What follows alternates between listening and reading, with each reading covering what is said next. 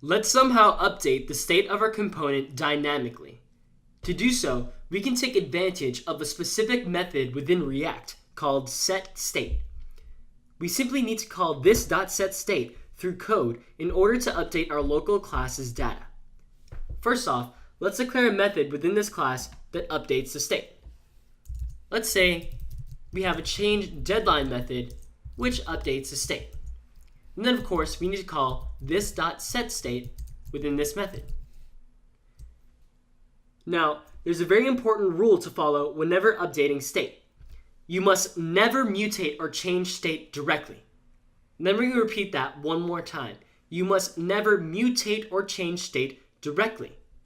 Meaning the component will not re-render if, for example, we called this.state.deadline equals November 25, 2017.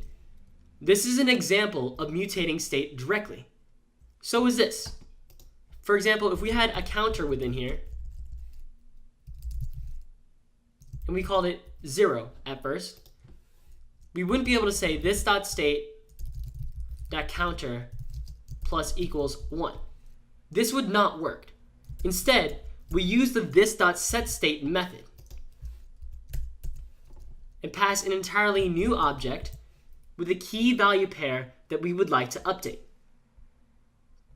So let's say the new deadline is going to be November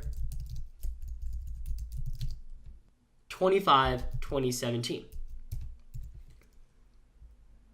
Mutating the state directly would of course lead to bugs and errors within the application.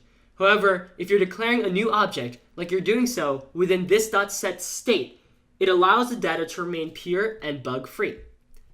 Let's attach this method to our button now. We'll add an onClick listener to the button. We'll say onClick equals, and then we'll add an ES6 anonymous function to call this.changeDeadline.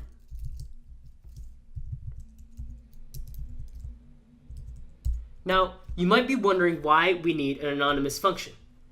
If, for example, we simply call this.changeDeadline, having handlers without an anonymous function just like this leads to loops within your app which could cause it to crash. So instead, we take advantage of the ES6 anonymous function.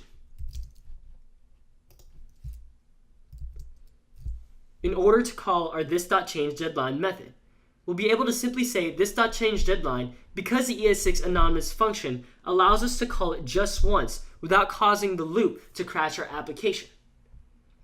As we continue to code, we'll see more anonymous functions and even non-anonymous functions in action in order to update our applications.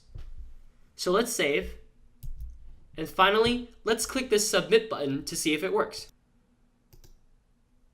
And there we go. As I click submit, you see that it changed from December to November 25, 2017. Let's move on to the next video.